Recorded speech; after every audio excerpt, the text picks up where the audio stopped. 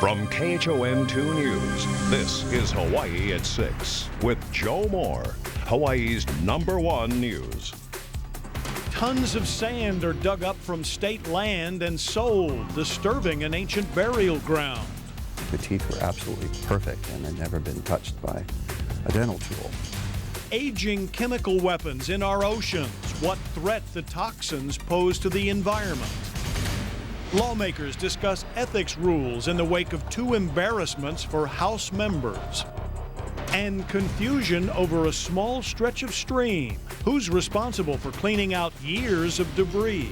If it doesn't have any place to go, where's it going? It's going to go into my yard. Good evening, and thank you for joining us on this Tuesday, the 1st of November.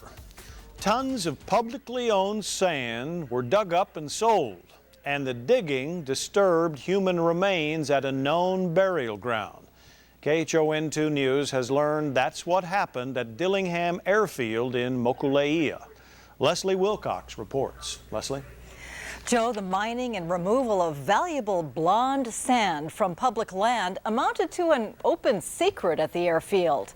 Nobody pressed the issue until old fragments of human bones started turning up.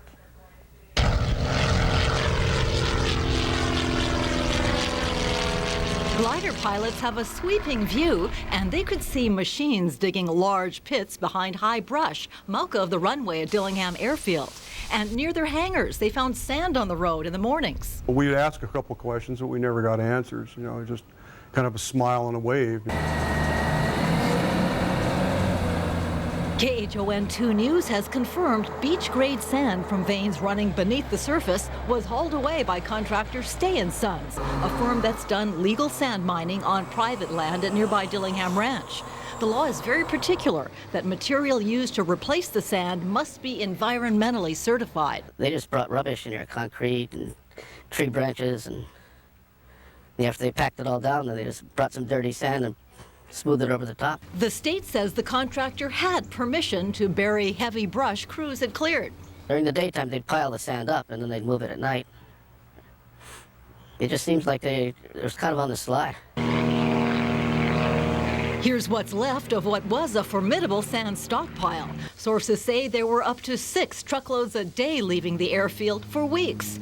There's plenty of demand for this kind of sand in replenishing beaches, golf courses, construction. While the spot is tucked out of sight, trucks coming to and leaving the area would have rumbled right by the home of the airfield caretaker and maintenance supervisor.